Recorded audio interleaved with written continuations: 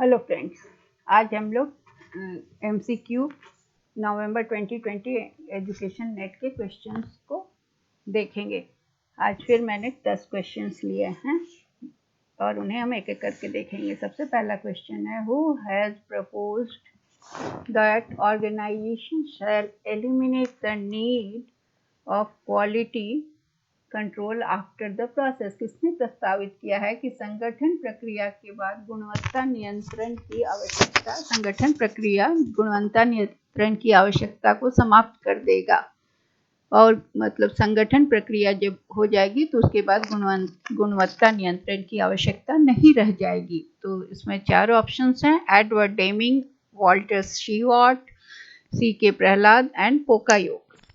तो हमें इसमें इसका सही आंसर देना है। तो पहले हम समझ जाएं कि ये गुणवत्ता संगठन प्रक्रिया के बाद जो ये नाम आ रहे हैं उनके बारे में जान जाएं पहले। तो सबसे पहले हम एडवर्ड डेमिंग के बारे में जानें कि वो कौन है और क्या उनका विचार है। एडवर्ड डेमिंग क्या बोले, वो process of plan do study act, उन्होंने एडवर्ड डेमिंग के सामने ही लिखते हैं, PDSA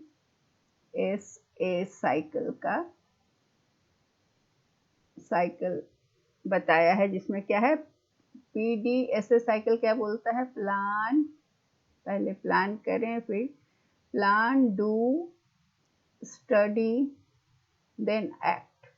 ठीक है, ये दिया है। तो एडवर्ड डेमिंग इससे नहीं रिलेटेड हैं, ये PDCA साइकिल के फाउंडर हैं। एडवर्ड डेमिंग ये हैं plan do study act cycle के प्रणेता हैं। और वॉल्टर शेवर्ट जो हैं वो क्या चीज़, उन्होंने क्या दिया है, मैं कलर बदल देती हूँ ताकि आपको समझने में हो। यहाँ लिखती हूँ, वॉल्टर शेवर्ट ने दिया है वो कौन सा साइकिल दिया है, तो उनका साइकिल है plan do check and check act, ये साइकिल दिया हुआ है शेवर्ट का। ये साइकिल के नाम से जाना जाता है। उन्होंने वो PDCA साइकिल दिया।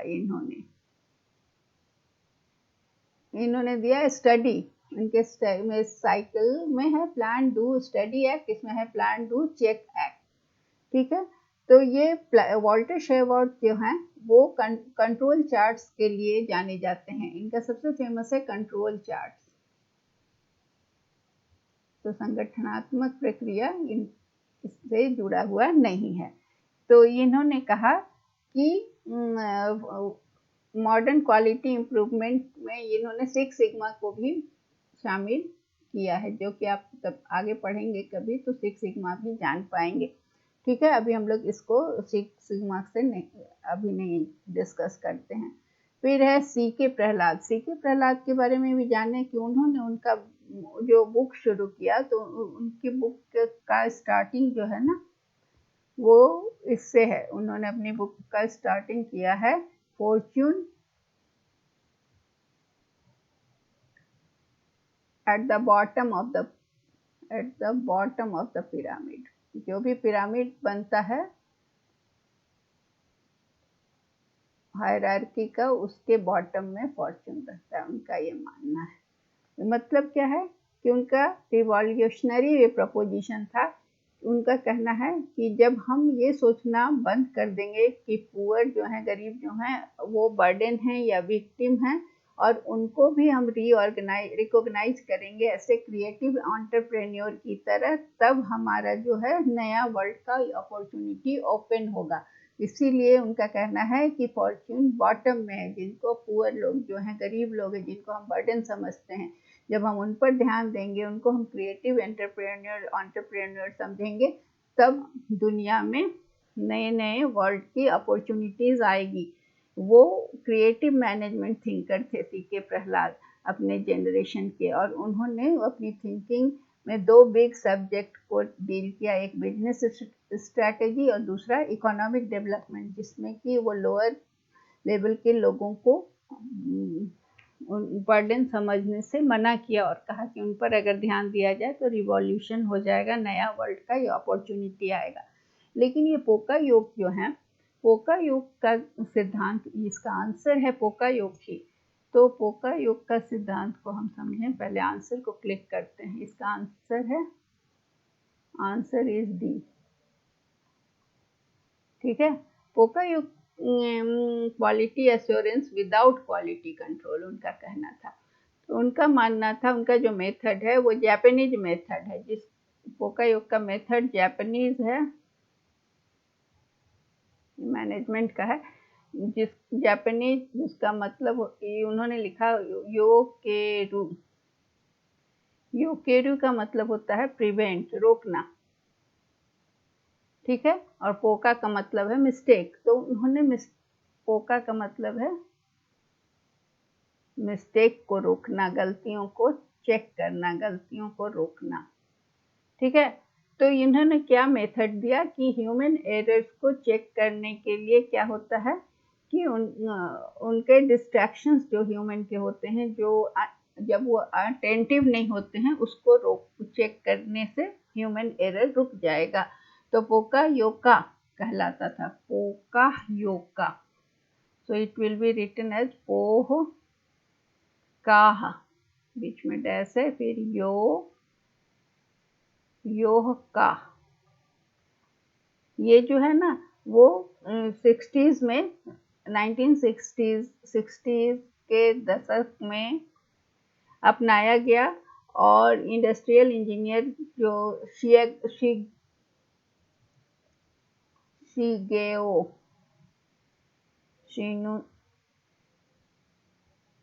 शिंगो नाम के एक इंजीनियर थे टोयोटा कंपनी के, उन्होंने इसको शुरू किया था। और उन्होंने कहा था कि जीरो क्वालिटी कंट्रोल। तो उन्होंने इस मेथड को यूज करके एक नया प्रोसेस शुरू किया था और नए वर्कर्स को ऑर्गेनाइजेशन में काम करने के लिए बुलाया था। और उनके जो मिस्टेक्स थे उसको उन्होंने डिक्रीज करने की कोशिश की। इस मेथड से क्या हुआ कि कंटिन्यूअस इम्प्रूवमेंट हुआ और मैनेजमेंट का जो था ना वो लीनियंट हो गया। लीनियंट मैनेजमेंट होने से मिस्टेक्स कम होने लगे। और उसके अलावा उन्होंने क्वालिटी और रिलायबिलिटी भी बढ़ी प्रोडक्ट की। तो इसमें क्या क्या है, इसके लेबल्स हैं, पोका योका के लेबल्स हैं, जिसमें क्या है कि इंस्ट्रक्शन के पहले वार्निंग, फिर करेक्ट और इनकरेक्ट एक्शन को बताना, फिर करेक्शन करना एरर हो जाने पर, और फिर प्रिवेंशन की एरर ना हो, और उसके बाद जहाँ एरर नहीं हो सकता वहाँ पर उनको चेक करना। तो ये पोका योका मेथड क्या है, ये इम्पॉर्टेंट मेथड है जो कि मैनेजमेंट सेक्टर को लीन करता है। ये हाई क्वालिटी प्रोडक्ट को डेवलप करता है। ठीक है, तो ये क्या है कि गुणवत्ता नियंत्रण के बिना गुणवत्ता अनुशासन, मतलब नियंत्रण नहीं किया गया और गुणवत्ता को का आश्वासन भी मिल रहा है कि इसमें क्या है, यह एक ऐसी विधि है जो ध्यान भटकाने और कार्यकर्ता की असावधानी का उपयोग करके मानवीय जो गलतियां होती है उनको रोका जाता है। तो इस पद्धति का उपयोग करके संगठन में कई नए कार्यकर्ता को सक्षम किया गया जो पहले से सही ढंग से काम कर रहे थे। तो इससे गलतियां कम हुई और प्रशिक्षण का खर्च भी बचा। और इससे क्या हुआ कि सभी उत्पाद और विभिन्न प्रकार की जो प्रक्रिया की जो गुणवत्ता थी वो उसमें सुधार हुआ। और उसके बाद क्या है कि त्रुटि के बाद सुधार, त्रुटि होने से पहले सुधार, ये सारी चीज़ें हुई। और इससे क्या हुआ कि जो प्रबंधन के क्षेत्र में बहुत सारी जो विधियां थीं उनमें क्या हुआ कि चूंकि वो लीनियंट होने से उसमें ज़्यादा सफलता प्राप्त हुई। तो ये हुआ जापानी पद्धति है मैनेजमेंट को सुधारने के लिए और क्वालिटी कंट्रोल और गुणवत्ता को बढ़ाने के लिए। अगला क्वेश्चन है, which of the following statement represents the rational underlying span of control. मतलब कौन सा कथन नियंत्रण की अवधि के अंतर्निहित तर्क का प्रतिनिधित्व करता है। तो कोई समय की अवधि के लिए प्रभावी ढंग से काम कर सकता है, कम संख्या के लोगों के साथ कम काम कर सकता है, या प्रभावी ढंग से काम करने के लिए एक छोटा समूह बना सकता है, या श्रमिकों के एक बड़े समूह का नियंत्रण कर सकता है। मतलब which of the statement represents the rationale underlying the span of control? One can work effectively for a period of time, one can work with a small number of people, one can make a small group of people to work effectively, or one can control the large group of workers. नियंत्रण की अवधि का मतलब है कि लोगों को हम क्या कर रहे हैं कि नियंत्रण की अवधि को प्रबंधन की अवधि भी कहा जाता है। इसका यूज क्या होता है कि जो ह्यूमन रिसोर्स है उसका मैनेजमेंट करने में। तो ये इसमें स्पैन ऑफ कंट्रोल का सिद्धांत किसने दिया है? तो गुलेक एंड हेनरी फेयोल के द्वारा दिया गया ये सिद्धांत है। और ये सिद्धांत हमें क्या बताता है कि स्पैन ऑफ कंट्रोल एक ऐसा कॉन्सेप्ट है जो बताता है कि कितने लोग किस एक व्यक्ति के द्वारा मैनेज किए जा सकते हैं, कितना लोगों को एक व्यक्ति मैनेज कर सकता है। ये स्पैन ऑफ मैनेजमेंट कहलाता है। ये ह्यूमन रिसोर्स को मैनेज करने में इसका यूज होता है। ये इसमें कहना है कि ये जो है स्पैन ऑफ कंट्रोल, इसमें लोग स्मॉल ग्रुप बना सकता है और उसमें इफेक्टिवली काम कर सकता है उनके साथ। और लिमिट ऑफ कंट्रोल क्या है? क्योंकि इस कंट्रोल का लिमिट क्या है? लिमिट है किसी का नॉलेज लिमिट होना, टाइम, एनर्जी, ये सब लिमिटेड होना, या वर्क या साइज ऑफ ऑर्गेनाइजेशन का लिमिटेड होना। तो ये क्या है? ये जो भी डिफरेंसेस होता है वर्कर्स के कैपेसिटी में और वर्क हैबिट में, इसको क्या करता है कि ये उसको बढ़ाता है और मतलब उनकी कम कैपेसिटी को बढ़ाता है और एलिमेंट ऑफ टाइम और एलिमेंट ऑफ स्पेस इन सबको गवर्न करता है।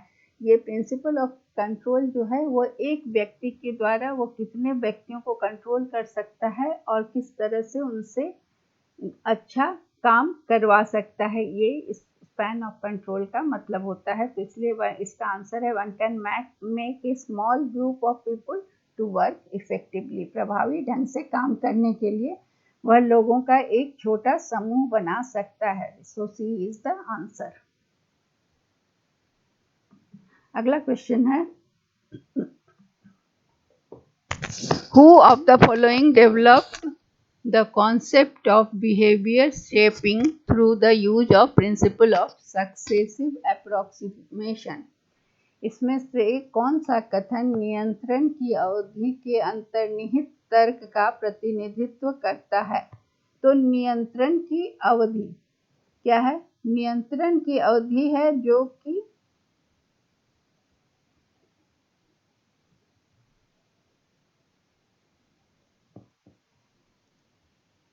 नहीं, बिहेवियर शेपिंग है यहाँ पर।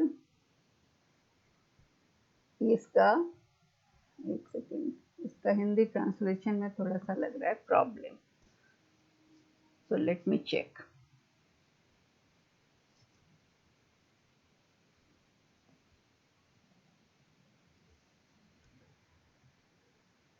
यस, इसका ये गलत है, इसका हिंदी होगा निम्न लिखित में से किसने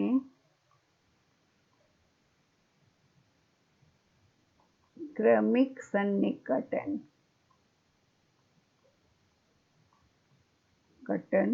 के सिद्धांत के उपयोग के माध्यम से, इसका हिंदी ये होगा, ये पिछला वाला कहीं हिंदी रह गया गलती से व्यवहार को व्यवहार को आकार देने की व्यवहार को आकार देने की अवधारणा विकसित की। अवधारणा विकसित। क्वेश्चन हमारा ये है हिंदी में। इंग्लिश का क्वेश्चन सही है। इंग्लिश में है कि who the following developed the concept of behaviour shaping through the use of principle of successive approximation. इसका हिंदी है, निम्नलिखित में से किसने क्रमिक सन्निकटन के सिद्धांत के उपयोग के माध्यम से व्यवहार को आकार देने की कोशिश की। तो इसका आंसर है स्किनर, BF स्किनर। पहले आंसर को टिक कर देते हैं, फिर हम लोग इसको डिस्कस करते हैं। Answer is C. ओके, तो BF स्किनर एक अमेरिकी मनोवैज्ञानिक थे जिन्होंने संचालक कंडीशनिंग का सिद्धांत दिया था, जिसे क्या कहा जाता है, इंस्ट्रूमेंटल कंडीशनिंग थ्योरी के रूप में भी कहा जाता है। इंस्ट्रूमेंटल कंडीशनिंग, जिसको हिंदी में हम संचालक कंडीशनिंग सिद्धांत कहते हैं, इसका सिद्धांत के रूप में जाना जाता है। यह सिद्धांत क्या है, सीखने की प्रक्रिया को बताता है कि जहां एक निश्चित व्यवहार को पुरस्कृत करने के लिए क्या होता है कि जो व्यवहार वांटेड नहीं है, अवांछनीय व्यवहार है, उसके लिए उसका पुरस्कार वापस लेने के माध्यम से सीखना होता है। मतलब कि वांछनीय व्यवहार होगा तो पुरस्कार मिलेगा और वांछनीय नहीं होगा तो पुरस्कार को वापस ले लिया जाएगा।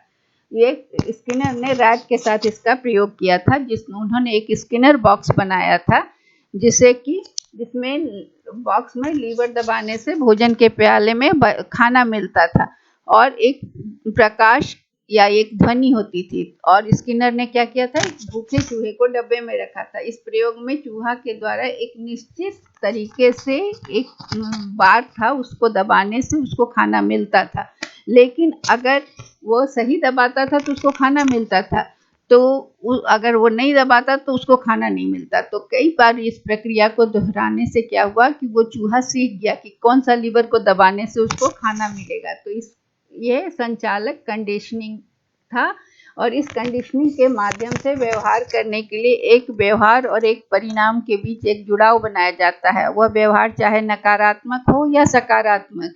तो इसमें क्या है कि किसी व्यवहार को सुदृढ़ करना है या उस व्यवहार को परमानेंट करना है, तो उसके लिए उसको पुरस्कार मिलता था या फिर दंड मिलता था। तो इसमें क्या है कि ये प्रक्रिया को शिक्षा प्राप्त करने के लिए भी किया जाता है। तो इसमें क्या है कि व्यवहार जो पुरस्कृत होता है, जो सही होता है, तो उसके लिए रीइंफोर्समेंट दिया जाता था। तो स्किनर ने इस सिद्धांत के माध्यम से बिहेवियर को शेप करने का सिद्धांत दिया, जिसे प्रिंसिपल ऑफ सक्सेसिव अप्रोक्सीमेशन भी कहा जाता है। तो इसका आंसर हो गया हमारा स्किनर। अब हम क्वेश्चन नंबर 4 पर चलते हैं। क्वेश्चन नंबर 4 में है कि which of the following scheme have been subsumed in समग्र शिक्षा। किन योजनाओं को समग्र शिक्षा में शामिल कर लिया गया है। तो समग्र शिक्षा का जो है उसमें SSA, RMSA, RUSA, RUSS, SSA, RMSA, TE, SSA, RMSA और TE। तो सर समग्र शिक्षा में SSA, RMSA और TE को शामिल कर लिया गया है।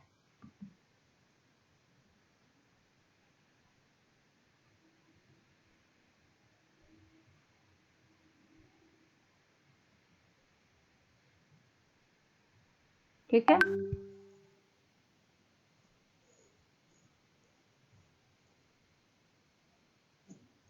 इसका आंसर है 4। Answer is D. इसमें क्या क्या है कि समग्र शिक्षा जो है ना, वो सेक्टर वाइड डेवलपमेंट प्रोग्राम है, जो कि उस समय जो जो सेंट्रल स्पॉन्सर्ड स्कीम था सबको अपने में समाहित कर लिया है। उसमें क्या क्या है, सर्व शिक्षा अभियान भी है, राष्ट्रीय माध्यम, ऐसे से हो गया सर्व शिक्षा अभियान, सर्व शिक्षा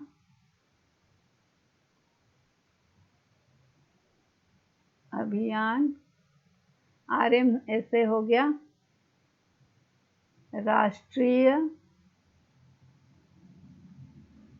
माध्यमिक शिक्षा अभियान, माध्यमिक शिक्षा अभियान,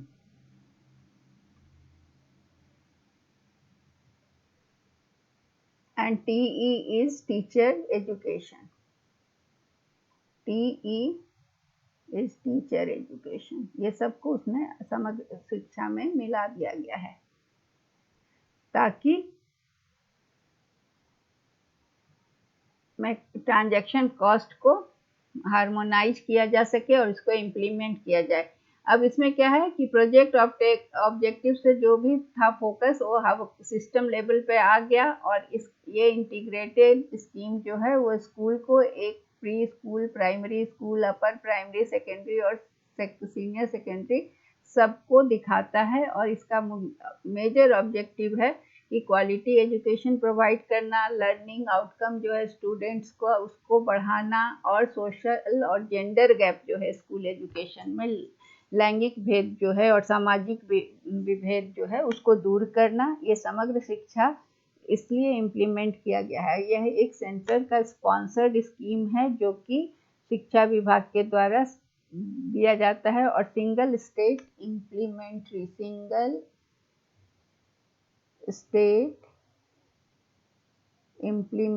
सोसाइटी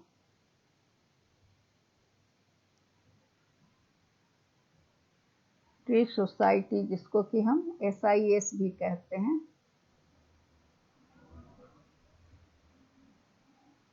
वो स्टेट और UT लेवल पे दिया जाता है, इसको इम्प्लीमेंट किया जाता है स्टेट और UT level.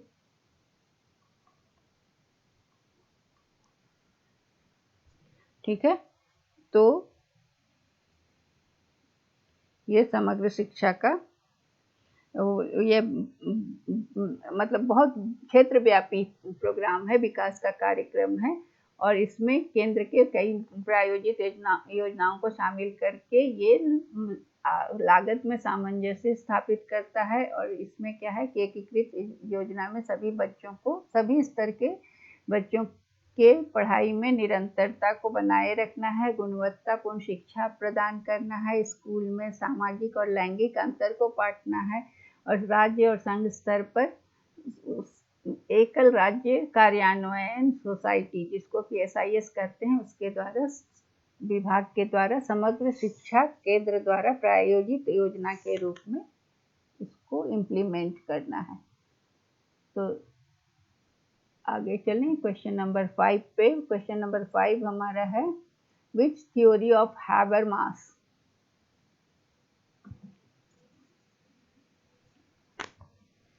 is useful way to explore knowledge and its impact on student engagement। Habermas का कौन सा सिद्धांत ज्ञान और छात्र के जुड़ाव के उसके प्रभाव का पता लगाने का उपयोगी सिद्धांत है। तो जुर्गन हैबरमास जो है ना एक जर्मन दार्शनिक थे। हैबरमास क्या थे? जुर्गन हैबरमास इनका नाम है, ये जर्मन फिलोसोफर थे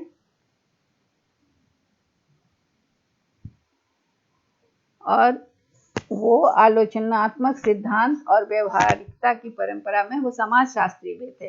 तो उनका क्रिटिकल थ्योरी बहुत इनका फेमस है, क्रिटिकल थ्योरी। तो इसलिए इसका आंसर तो होगा क्रिटिकल थ्योरी। पहले हम आंसर टिक कर दें। तो क्रिटिकल थ्योरी जो है हैबरमास का, वो आलोचनात्मक सामाजिक सिद्धांत अपने ज्ञान और मानव हितों में उन्होंने उस महत्वपूर्ण तथ्यों पर प्रश्न उठाया जो कि प्राकृतिक विज्ञान या ह्यूमैनिटीज से इसको अलग करते हैं। हैबरमास ने ज्ञान के 3 अवधारणा की खोज की। पहला ज्ञान का अवधारणा था उनका एनालिटिकल, विश्लेषणात्मक। एनालिटिकल यहाँ लिखते हैं।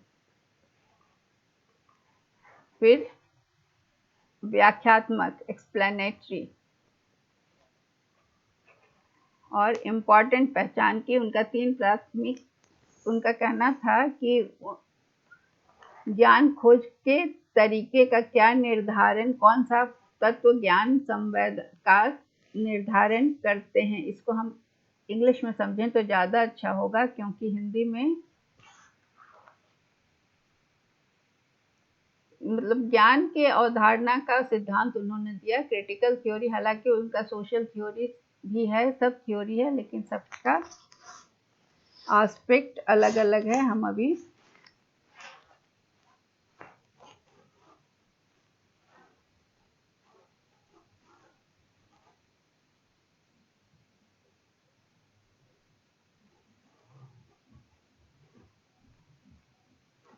उन्होंने बताया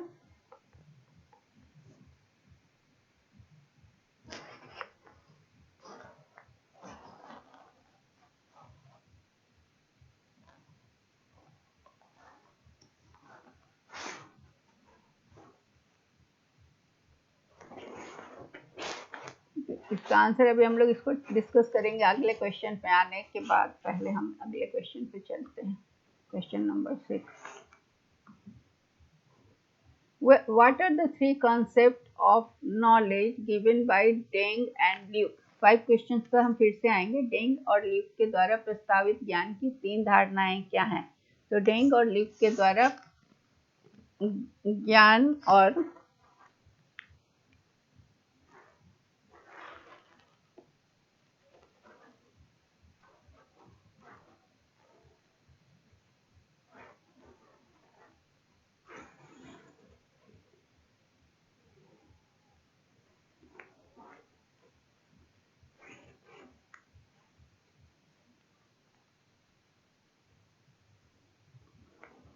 उन्होंने ज्ञान के भेद को पहला बताया अनुशासनात्मक। इस ज्ञान और की 3 अवधारणा में पहली अवधारणा को उन्होंने बताया अनुशासनात्मक, जो कि डिसिप्लिनरी हुआ।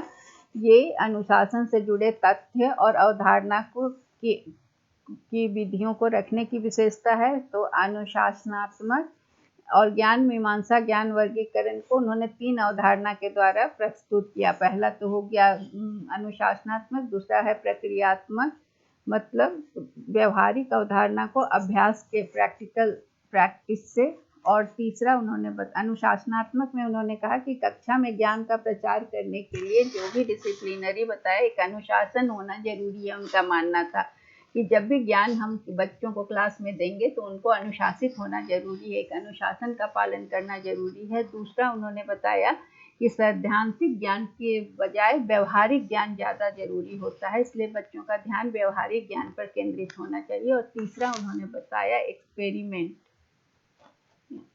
छूट गया, तो एक प्रयोग करने पर। तो इसका आंसर वही है। तो प्रयोग क्या है कि ज्ञान प्राप्त किया जा सकता है, अगर लंबे समय तक उसको याद रखना है तो उसके लिए प्रयोग भी करना होगा, उससे अनुभव करना होगा, करके देखना होगा। तो ये जो है ना नॉलेज, वो लंबे समय तक रखेगा। इसलिए ज्ञान को उन्होंने प्रैक्टिकल, डिसिप्लिन और एक्सपेरिमेंट से जोड़ा। ठीक है, अगला क्वेश्चन है,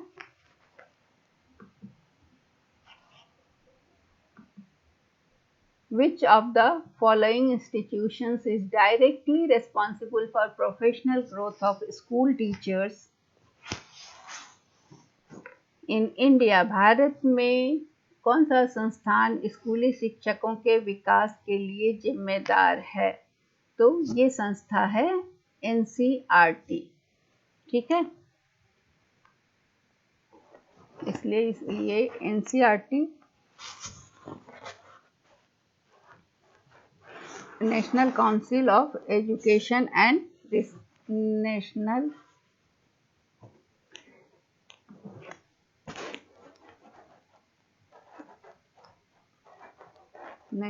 council of educational research and training. It is the full form of NCERT। ये क्या करता है? ये एक ऑटोनॉमस ऑर्गेनाइजेशन है जिसकी स्थापना 1961 में हुई थी गवर्नमेंट ऑफ इंडिया के द्वारा। और ये गवर्नमेंट ऑफ इंडिया को, सेंट्रल और स्टेट गवर्नमेंट को क्वालिटेटिव इम्प्रूवमेंट स्कूल एजुकेशन में कैसे हो इस पर सलाह देती है। इसका मेजर ऑब्जेक्टिव है कि to undertake, promote and coordinate research को कोऑर्डिनेट करना, प्रमोट करना, स्कूल एजुकेशन से रिलेटेड एरिया में जो भी रिसर्च है उसको प्रमोट करना, उसको कोऑर्डिनेट करना, और मॉडल टेक्स्ट बुक पब्लिश करना, supplementary material, newsletter, journals, ये सारा मल्टीमीडिया, डिजिटल मटेरियल सब प्रोवाइड करना, फ्री सर्विस और इन सर्विस टीचर्स की ट्रेनिंग प्रोवाइड करना, ऑर्गेनाइज करना, और इनोवेटिव एजुकेशन का जो भी नॉलेज है और टेक्निक है उसको डिसेमिनेट करना, मतलब शेयर करना, और collaborate and network with state and educational department के साथ काम करना, NGOs के साथ काम करना, यूनिवर्सिटीज़ के साथ, और एक आइडियाज़ का क्लियरिंग हाउस के रूप में काम करना,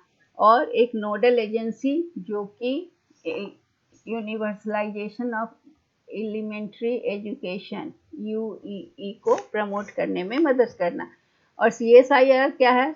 CSIR है काउंसिल ऑफ, इसको हम लोग दूसरे कलर से लिखते हैं, आंसर का पिंक रहेगा, तो CSIR है council of scientific and industrial research. ठीक है, ये इसका काम है कि ये रिसर्च और डेवलपमेंट नॉलेज को बढ़ाने में और ऑर्गेनाइज करने में मदद करता है। इसमें ये इसका साइंस को परस्यू कर इसका ग्लोबल इम्पैक्ट, टेक्नोलॉजी को बढ़ाना ये है। NAAC का क्या काम है? NAAC का काम है, ये एक ऑटोनॉमस है एजेंसी,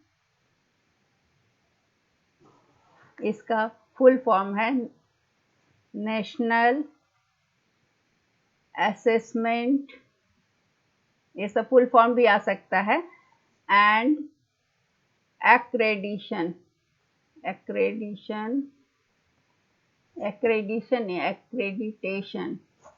काउंसिल इसको कहते हैं। NAAC ये कॉलेज, यूनिवर्सिटी ग्रांट कमीशन का ऑटोनॉमस बॉडी है। ये क्या करता है? इस कॉलेजेस का, हायर एजुकेशनल इंस्टीट्यूशंस का एक्रेडिशन करता है, असेसमेंट करता है कॉलेजेस, यूनिवर्सिटीज़, और इनके क्वालिटीज़ को चेक करता है, इनके परफॉर्मेंस रिलेटेड स्टेटस को देखता है, करिकुलम को देखता है, टीचिंग लर्निंग प्रोसेस को देखता है, faculties, research, infrastructure, organisation, governance, financial wellbeing और स्टूडेंट सर्विस को चेक करता है। EMMRC क्या है? ये एजुकेशनल मल्टीमीडिया, नीचे ही लिखते जा रहे हैं इसको, मल्टीमीडिया रिसर्च सेंटर। ये यूनिवर्सिटी ऑफ कालीकट है, यूनिवर्सिटी ऑफ कालीकट। ठीक है, यह एक अपने टाइप का अकेला है जो कि केरल के द्वारा सेट किया गया है। यूनिवर्सिटी ग्रांट कमीशन ने इसको केरल में सेट किया है, और इसका ये सेंटर जो है वो इंफॉर्मेशन और कम्युनिकेशन टेक्नोलॉजी को डेडिकेटेड है। ये इंफॉर्मेशन एंड कम्युनिकेशन टेक्नोलॉजी को हार्नेस करता है, इंफॉर्मेशंस को हायर एजुकेशन के लिए। इसमें मल्टी कैम स्टूडियो है, और इसके अलावा ये किस चीज़ के लिए बहुत ज़्यादा मेन इसका काम है कि मैसिव ओपन ऑनलाइन कोर्स, जिसको हम, ये इस पे बहुत क्वेश्चन आता है, जिसे हम MOOC कहते हैं, कंटेंट डेवलप करना, और मूक जिसका फुल है मैसिव ओपन ऑनलाइन कोर्स को डेवलप करना, कंटेंट को तैयार करना, ओपन ऑनलाइन कोर्स तैयार करना, इसके अलावा ETV कंटेंट को तैयार करना, ये एजुकेशन का वीडियो डॉक्यूमेंटेशन करना, इसका ऑब्जेक्टिव है, मीडिया सेंटर है, high quality audio visual programme तैयार करता है। तो टीचर एजुकेशन के लिए हमारा हो गया आंसर नैक, है ना, सॉरी एनसीईआरटी, ये है हमारा आंसर। ठीक है, एनसीईआरटी, तो हम आंसर यहाँ लिख दें सी। ठीक है, अब हम चलते हैं क्वेश्चन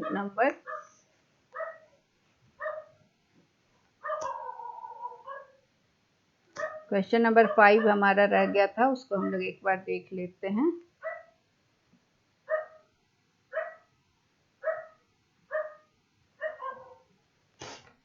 हैबरमास वाला क्वेश्चन को हम फिर से एक बार देख लेते हैं, तब आगे बढ़ेंगे। क्वेश्चन नंबर 7 के बाद था क्वेश्चन नंबर 5, ये थ्योरी ऑफ हैबरमास।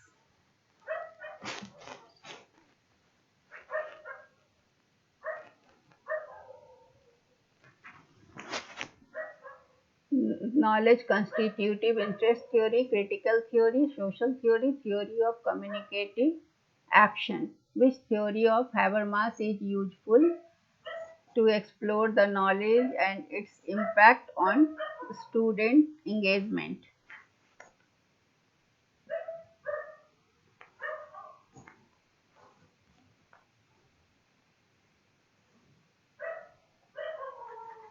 तो ये हैबरमास को जैसा हमने जाना कि ये जर्मन फिलोसफर हैं और ये किस चीज़ के प्रोपोनेंट थे, क्रिटिकल सोशल थ्योरी के, जिन्होंने बताया कि नॉलेज और ह्यूमन इंटरेस्ट के बारे में उन्होंने नया डिस्कशन दिया और क्रिटिकल नॉलेज को बताया उन्होंने कि यह प्रिंसिपल है जो कि नेचुरल साइंस और ह्यूमैनिटीज से अलग करता है इसको, और इसका ओरिएंटेशन क्या है, सेल्फ रिफ्लेक्शन या इमेनिपेशन। उनका कहना है कि कॉन्सेप्ट ऑफ नॉलेज जो है ना वो 3 एरिया में है, एनालिटिकल, हर्मेन्यूटिक एंड क्रिटिकल। हैबरमास का कहना है कि 3 प्राइमरी कॉग्निटिव एरिया होता है ह्यूमन के इंटरेस्ट में, वो होता है जो कि नॉलेज को डिटरमाइन करता है। तो उनका कहना है कि नॉलेज कॉन्स्टिट्यूटिव, उन्होंने कहा पहला बताया नॉलेज कॉन्स्टिट्यूटिव,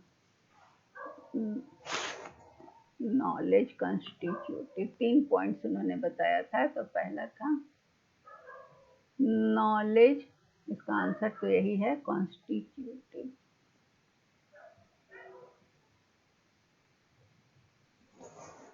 ये क्या है, knowledge constitutive interest theory, interest theory उन्होंने दिया, इंटरेस्ट थ्योरी जो पहला है। नहीं, ये क्या है, उनका कहना है ये नॉलेज कॉन्स्टिट्यूटिव इंटरेस्ट थ्योरी जो है वो हैबरमास का पहला अटेम्प्ट है, जो कि उन्होंने लाया क्या समझने के लिए, ट्रूथ का नेचर समझने के लिए, नेचर ऑफ ट्रूथ को समझने के लिए ये थ्योरी आया। ठीक है, और ये क्या है, ये कॉम्प्लेक्स है और हैबरमास का ये इनिशिएटिव था और उसने कंसर्न विथ नॉलेज का कहना था कि knowledge that can truly Orient action. उनका कहना है कि नॉलेज ही एक्शन क्रिएट करता है या ओरिएंट करता है। तो दूसरा थ्योरी उन्होंने था सोशल थ्योरी, उसके बाद उन्होंने 2 लेवल का सोशल थ्योरी भी डेवलप किया और उसमें क्या इंक्लूड किया उन्होंने कि कम्युनिकेटिव रैशनैलिटी, मतलब कि एवरीडे स्पीच में जो है कि रैशनल पोटेंशियल होना था। उनका कहना था कि कम्युनिकेटिव कॉम्पिटेंस जो है वो कैसे डेवलप करेगा। तो उन्होंने कहा कि सोसाइटी जो है, जो कंटेम्प्रेरी सोसाइटी है, उसमें क्या है कि या तो लोग सप्रेस्ड होते हैं, इन विच ये क्या है कि सोशल लाइफ में, मार्केट में, स्टेट में वो क्या है, रैशनैलिटी मतलब अपना बिहेवियर को वो रैशनलाइज करते रहते हैं। तो उन्होंने इस चीज को कहा कि सोशल लेवल जो है वो उसमें रैशनल पोटेंशियल कैसे होगा, तो हर स्पीच में होगा। तो ये कम्युनिकेटिव एक्शन जो उनका था, थ्योरी ऑफ कम्युनिकेटिव एक्शन, एक क्रिटिकल प्रोजेक्ट है जिसमें कि कॉन्सेप्ट ऑफ रीजन आता है कि which is not grounded in instrumental और ऑब्जेक्टिव टर्म्स। तो मतलब उनका कहना है कि communication can be used to establish a normative understanding of society. ये कम्युनिकेटिव एनालिसिस एक्शन क्या बोलता है कि समाज का आदर्शवादी अंडरस्टैंडिंग क्या है, इसको समझने के लिए कम्युनिकेशन का स्ट्रक्चर, लैंग्वेज का यूज होना चाहिए। तो हैबरमास का थ्योरी जो था कम्युनिकेटिव एक्शन का, वो था कि एक किस तरह से बात करना है, किस तरह से लोगों के द्वारा ये प्रस्तुत किया जाए। लेकिन उनका सबसे इम्पॉर्टेंट यूजफुल जो है कि छात्र का जो ज्ञान से जुड़ाव है उसको पता करने का सबसे इम्पॉर्टेंट थ्योरी था क्रिटिकल थ्योरी। क्रिटिकल थ्योरी में उनका कहना था कि नॉलेज को 3 एरिया में होना चाहिए। एक होना चाहिए एनालिटिकल, दूसरा क्रिटिकल और दूसरा एक होना चाहिए हर्मेन्यूटिक। तो वो तीनों जो जेनेरिक कॉग्निटिव एरिया है उसमें ह्यूमन इंटरेस्ट बढ़ता है। तो उन्होंने बताया कि नॉलेज कैसे आएगा, तो मोड ऑफ डिस्कवरिंग नॉलेज का एक है, और दूसरा knowledge claims to be warranted, मतलब जिस जिस एरिया में कॉग्निटिव इंटरेस्ट है और जिस जिस एरिया में लर्निंग डोमेन है उसको कैसे बढ़ेगा वो, तो वो वर्क करने से, इंटरैक्शन करने से। और तो उनका मतलब क्रिटिकल थ्योरी जो था ये था कि प्रैग्मेटिज्म पर आधारित था सोशलिस्ट। और प्रैग्मेटिज्म में क्या था, प्रयोजनवाद पर था, मतलब करके सीखना, बात करके सीखना, समझ के सीखना। तो इसीलिए इसमें ये क्रिटिकल थ्योरी ही इसका आंसर है, जिसमें उन्होंने छात्रों को करके सीखने की बात कही। 8वां नंबर का क्वेश्चन है जो बताता है which method of qualitative research focuses on language and meaning that are given to text for the purpose of creating and shaping knowledge and behavior। तो गुणात्मक शोध की कौन सी विधि है और कौन सी विधि भाषा और अर्थों पर ध्यान केंद्रित करती है जो ज्ञान और व्यवहार को बनाने और आकार देने के उद्देश्य से ग्रंथों को दी जाती है। अब गुणात्मक अनुसंधान, तो गुणात्मक अनुसंधान में क्या होता है, क्वालिटेटिव रिसर्च क्या होता है, क्वालिटेटिव रिसर्च होता है जो कि कॉम्प्लेक्स ह्यूमन और सोशल प्रॉब्लम को ध्यान देता है या उस पर रिसर्च करता है। और वो साइंटिफिक मेथड्स जो कि क्या करता है, वो तो वेरिएबल्स पर ध्यान देता है और ये ह्यूमन और सोशल प्रॉब्लम पर ध्यान देता है। तो इसका मेन उद्देश्य होता है जो गुणात्मक शोध होता है उसका, कि रिसर्चर का भी यही उद्देश्य होता है कि जो भी घटना घट रही है उसका क्या अर्थ है और लोगों का क्या अनुभव है इसको बताना। इसलिए ह्यूमन और सब्जेक्टिव अप्रोच इसमें हाईलाइटेड होता है। तो यहाँ जो अध्ययन किया जाता है वो नेचुरल सेटिंग में अध्ययन किया जाता है, मतलब जो घटना घट रही है उसी को देखकर, और किसी भी कोई मैनिपुलेशन नहीं होता, कोई चीज़ को रिसर्चर तोड़ मरोड़ नहीं सकता। जो चीज़ जैसे घट रही है उसको देखकर और उसे अपना रिसर्च करना होता है। इसमें बहुत सारा डेटा हो जाता है, क्वालिटेटिव होता है, केस स्टडी होता है, इंटरव्यू के द्वारा जान सकता है, डायलॉग से, निरीक्षण करके, अपने एक्सपीरियंस से, और विजुअल डेटा में फोटोग्राफी या देखकर ये डेटा इकट्ठा कर सकता है। तो इसे कहते हैं कि इसे क्वालिटेटिव रिसर्च कहते हैं। अब इसमें क्या है, डिस्कोर्स एनालिसिस, जिसको प्रवचन विश्लेषण कहते हैं, वो क्या है, तो यह एक अम्ब्रेला टर्म है किस चीज़ के लिए, वो बहुत चीज़ को अपने अंदर समेटे हुए है। ये इसमें कि लैंग्वेज को भी देखता है, इसमें लैंग्वेज भी आता है, लिखा हुआ भी, बोला हुआ भी। सोशल कॉन्टेक्स्ट में रिसर्चर को मदद करता है ये लैंग्वेज कि वो समझ सके, अपना क्वेश्चन पूछ सके।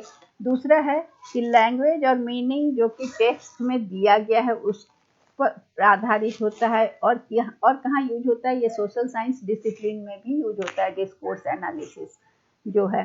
और जैसे sociology, anthropology, social work, social cognitive psychology, communicative studies, social legal studies, education, management, ये सारी जगहों पर इसका प्रयोग होता है डिस्कोर्स एनालिसिस का।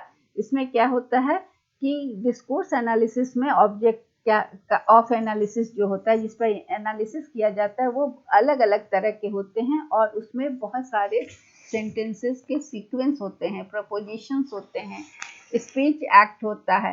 तो ये बहुत तरह का डिस्कोर्स जिसमें बातचीत प्रवचन होता है वो बहुत सारे डिसिप्लिन्स में यूज होते हैं। पॉलिटिक्स में आते हैं, अलग तरह के प्रवचन होते हैं, बोल बातचीत होता है। मीडिया में अलग, एजुकेशन में अलग, साइंस में अलग, मेडिसिन में अलग, लॉ में अलग, तो हर जगह अलग अलग तरह के डिस्कोर्सेज होते हैं।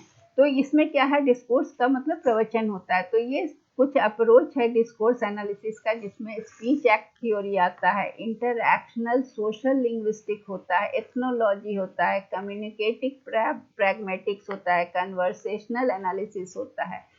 अब इसमें क्या है, इसका आंसर तो यही है, डिस्कोर्स एनालिसिस।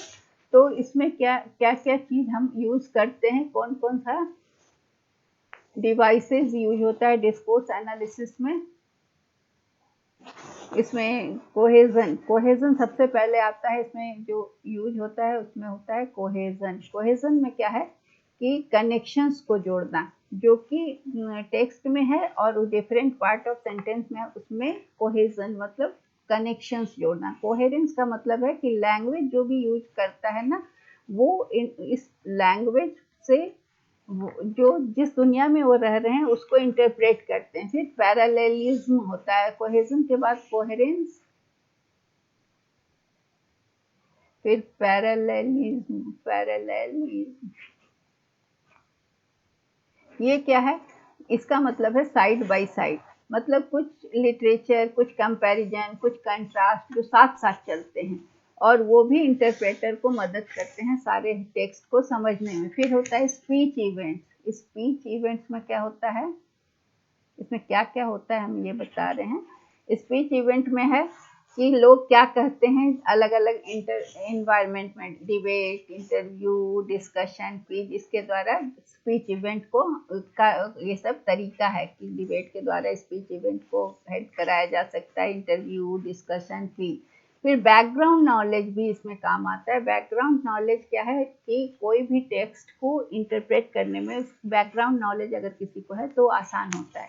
अब अगला है नरेटिव रिसर्च। ये क्या है, नरेटिव रिसर्च है कि जो लोग बता रहे हैं, किसी भी अपने अनुभव को बता रहे हैं और उसका वर्णन कर रहे हैं। तो ये अप्रोच में क्या होता है कि बहुत सारे डिसिप्लिन में होता है, किसी कल्चर को जानने के लिए, किसी हिस्टोरिकल एक्सपीरियंस को जानने के लिए, किसी लाइफ स्टाइल को समझने के लिए नरेटिव रिसर्च होता है, जिसमें लोग क्या कह रहे हैं उनकी बातों को सुनकर और उसको इंटरप्रेट करना ही नरेटिव रिसर्च होता है। ट्रेंड एनालिसिस में क्या होता है कि दो क्वांटिटेटिव एंटिटीज के बीच में जब रिलेशन इस्टेब्लिश किया जाता है तो उसे हम ट्रेंड एनालिसिस कहते हैं। इसमें क्या होता है कि ये रिलेशनशिप दो बेसिस ऑफ ट्रेंड, जो पहले क्या ट्रेंड था और अभी क्या ट्रेंड है, दोनों का कंपेयर करना या आगे क्या होगा, इसको जब हम कंपेयर करते हैं या एस्टेब्लिश करते हैं, इसे हम ट्रेंड एनालिसिस कहते हैं। यह इस आइडिया पर आधारित होता है कि क्या हो चुका पास्ट में, ये व्यापारियों को आइडिया देता है और नेक्स्ट में क्या होगा। तो ये ट्रेंड पता चलता है कि क्या ट्रेंड है, अभी दाम बढ़ रहा है या घट रहा है, आगे भी घटेगा। सोना का व्यापारी लोग इसमें बहुत गोल्ड में इन्वेस्ट करने के पहले ये ट्रेंड देखता है कि बढ़ने का ट्रेंड है या घटने का ट्रेंड है। तो ये ट्रेंड तीन तरह का होता है, एक शॉर्ट टर्म ट्रेंड होता है, एक इंटरमीडिएट ट्रेंड होता है, घटता बढ़ता, एक लॉन्ग टर्म ट्रेंड होता है। अगला है ग्राउंडेड थ्योरी। ग्राउंडेड थ्योरी में क्या होता है कि इसमें डेटा को कलेक्शन किया जाता है और उसका विश्लेषण किया जाता है, और जो विश्लेषण हुआ ना उसके बाद डेवलपमेंट ऑफ, जब आप डेटा कलेक्ट कर लिए उसके बाद एनालाइज करेंगे तो आपका थ्योरी डेवलप करेगा। ये किसके द्वारा डेवलप किया गया था, ये ग्लेजर के द्वारा, ग्लेजर एंड स्ट्रॉस के द्वारा ये डेवलप किया गया था 1967 में, क्वालिटेटिव रिसर्च के लिए 1967। ठीक है, तो discourse analysis on language and meaning that are given to text for the purpose of creating and shaping knowledge, इसका आंसर है डिस्कोर्स एनालिसिस। हमने सब ऑप्शंस को डिस्कस कर लिया कि कहीं से भी क्वेश्चन आए तो आप उसको आंसर दे सकें। अब है which is the correct sequence involved in the development of curriculum, curriculum के डेवलपमेंट में कौन सा सीक्वेंस होगा। इसमें 5 दिए हुए हैं। Formulating goals and objectives, assessing needs, selecting appropriate instructional strategies, selecting and organising content, evaluating the effectiveness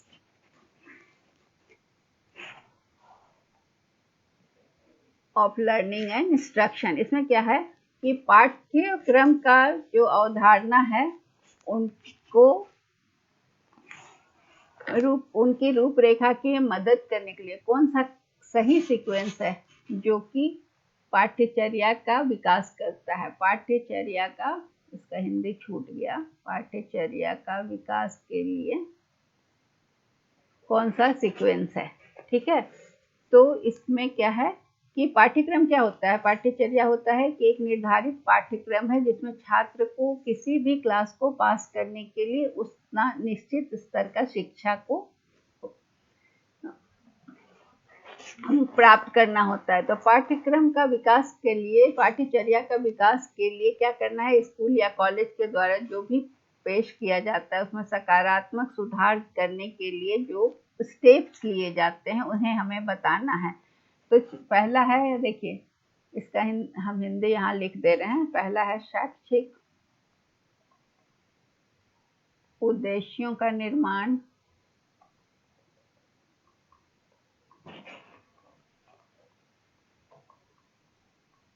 for assessing needs, आवश्यकता का मूल्यांकन,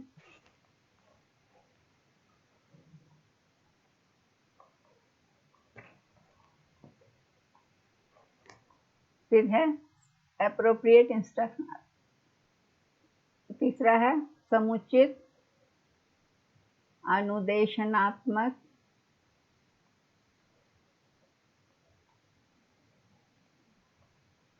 नीतियों का चुनाव,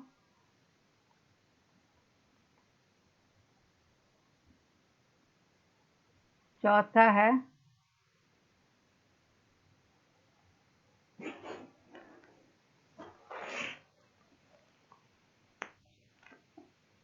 उपलब्ध संगठन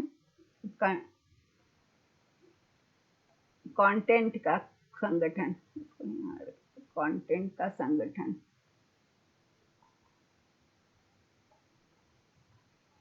और पांचवा है मूल्यांकन किसका, अधिगम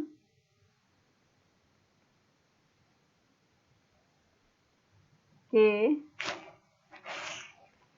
इफेक्टिवनेस,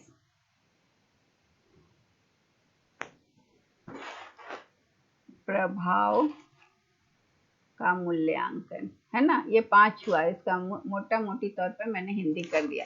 अब इसमें से शैक्षिक उद्देश्यों का निर्माण, सीखने का अनुभव, सीखने के अनुभव का प्रभावी और कुशल संगठन, अनुभव का प्रभावी और कुशल संगठन, और क्या है, पाठ्यक्रम का मूल्यांकन। तो ये जो है ना, इसमें लक्ष्य, उद्देश्य का चयन, सीखने के उद्योग, सामग्री का चयन, फिर सीखने और संगठन और एकीकरण, फिर सीखने के परिणाम का मूल्यांकन। ठीक है, परिणाम, यहाँ परिणाम। तो इसका आंसर है, पहला है कि नीड। पहले हमें सबसे पहले देखना है कि सीखने का नीड क्या है ना। तो करिकुलम को डेवलपमेंट के लिए सबसे पहले हमें इसकी आवश्यकता देखनी है। फिर क्या देखना है, क्या हमारा उद्देश्य है, फिर है कौन सा कंटेंट होगा, फिर है कौन सा पढ़ाने का तरीका होगा, फिर है नंबर 5 कि उसका फिर मूल्यांकन। तो इसका आंसर है ऑप्शन 2, आंसर इज बी।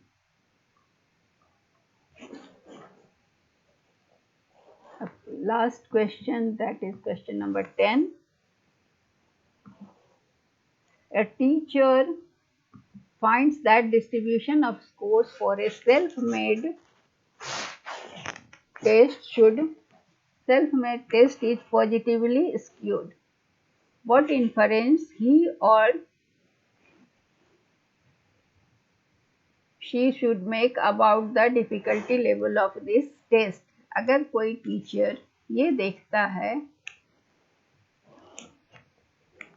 कि स्वनिर्मित परीक्षण के लिए जो प्राप्तांक हुआ उसका वितरण धनात्मक रूप से विषम है, पॉजिटिवली स्क्यूड है, तो उसको हम कठिनाई के स्तर के बारे में वो क्या निर्णय निकालेगा। तो इसमें क्या है, test is difficult, test is easy, test of is moderate और डिफिकल्ट, और test is moderately of low, मतलब ज़्यादा डिफिकल्ट है या कम।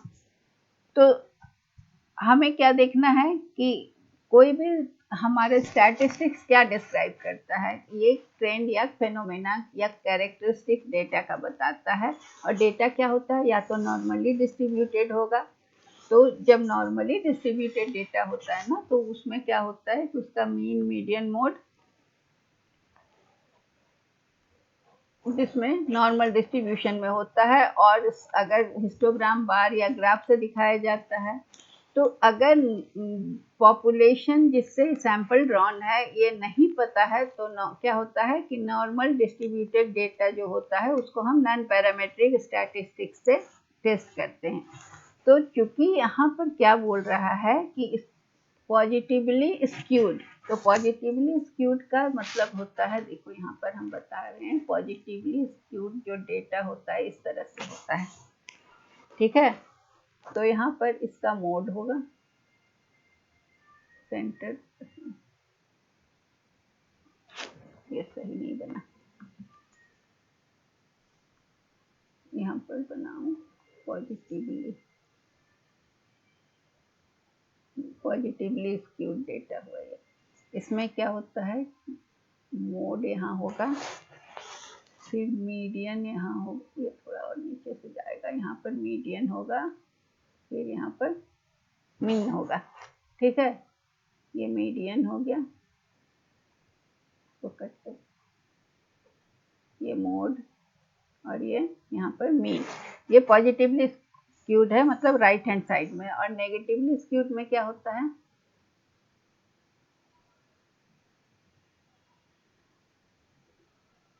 यहाँ मोड, यहाँ मीडियन, और यहाँ मीन, ये मोड हो गया मीडियन, और ये डेटा इस तरह से पॉजिटिवली होता है, ये मीडियन और ये मीन, ठीक है। तो अब हमारा क्या है कि स्क्यूनेस क्या है, ये एसिमेट्री बताता है, एसिमेट्री बताता है प्रोबेबली डिस्ट्रीब्यूशन का, जिसमें कहता है कि यहाँ एक ही पीक होता है, और ये पीक होता है चाहे तो राइट हैंड साइड में या लेफ्ट हैंड साइड में, फिर इसका डिस्पर्सन होता है। तो जब स्क्यूनेस क्या है, सिमेट्रिकल होता है, तो मीन और स्क्यूनेस 0 होता है, और ये मीन मीडियन के बराबर होता है। जब लेकिन ये नेगेटिवली स्क्यूड होता है, ये नेगेटिवली स्क्यूड है, तो लेफ्ट टेल जो है ये डिस्ट्रीब्यूशन का ये लॉन्गर होता है, ये टेल लॉन्गर होगा, ये छोटा होगा। और यहाँ पर क्या है कि ज़्यादा जो ऑब्जर्वेशन है वो राइट टेल में होगा, देखिए मोड है, फिर मीडियन है, मीन है, सब राइट साइड में होगा, सब इधर होगा, ठीक है। ये नेगेटिवली स्क्यूड है। तो इसमें क्या है कि आर राइट टेल में सब है, और इसमें क्या होता है कि हम इसको लेफ्ट स्क्यूड कहते हैं, ये लेफ्ट स्क्यूड हो गया, या नेगेटिव लेफ्ट स्क्यूड या नेगेटिवली स्क्यूड। और इसमें क्या है कि ये लेफ्ट स्क्यूड डिस्ट्रीब्यूशन, इसका मतलब है कि सबसे ज़्यादा स्टूडेंट्स जो हैं हाई स्कोर हैं, और जो कि एवरेज से ज़्यादा स्कोर किए हैं, और बहुत कम स्टूडेंट हैं जिन्होंने लो मार्क्स लाया है। तो ये कह रहा है कि टेस्ट इजी था और बहुत कम स्टूडेंट फेल हुए, या बहुत कम वीक स्टूडेंट थे जिनको कम नंबर आया, ठीक है। तो इसका क्या है कि, और जब पॉजिटिवली स्क्यूड है तो वो इस तरह का होगा, इसमें क्या है कि राइट टेल हिस्टोग्राम का लॉन्गर होगा, और मेजॉरिटी ऑफ ऑब्जर्वेशन जो है ये concentrated left to the tail. तो यहाँ पर क्या है कि हम राइट स्क्यूड या राइट टेल है,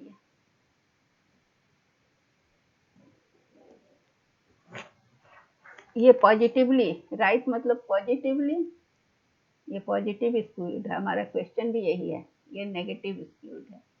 ठीक है, तो पॉजिटिव स्क्यूड का मतलब क्या है कि इसमें मीडियन जो है वो लेस देन मीन है, मीडियन मीन है से लेस देन है। यहाँ ये टेस्ट अगर कोई दिखा रहा है कि राइट स्क्यूड डिस्ट्रीब्यूशन है जो कि इस क्वेश्चन में, इसका मतलब है कि स्टूडेंट्स जो हैं वो लो स्कोरर हैं और उनका बिलो एवरेज स्कोर आया है, और वहाँ बहुत कम स्टूडेंट ऐसे हैं जिनको हाई मार्क्स आया है। इसलिए यहाँ पर ये कंक्लूड होता है कि टेस्ट वॉज डिफ़िकल्ट। ठीक है, टेस्ट डिफ़िकल्ट था, इसीलिए बहुत कम स्टूडेंट्स थे जो हाई मार्क्स लाए। इसलिए इसका आंसर होगा कि परीक्षण मुश्किल है। क्यों? क्योंकि टेस्ट का जो रिजल्ट है, स्कोर्स जो है वो पॉजिटिवली स्क्यूड है। So that's all for today. Skewness हम लोगों ने समझ लिया, तो फिर हम आगे और क्वेश्चंस लेके आएंगे। Thank you.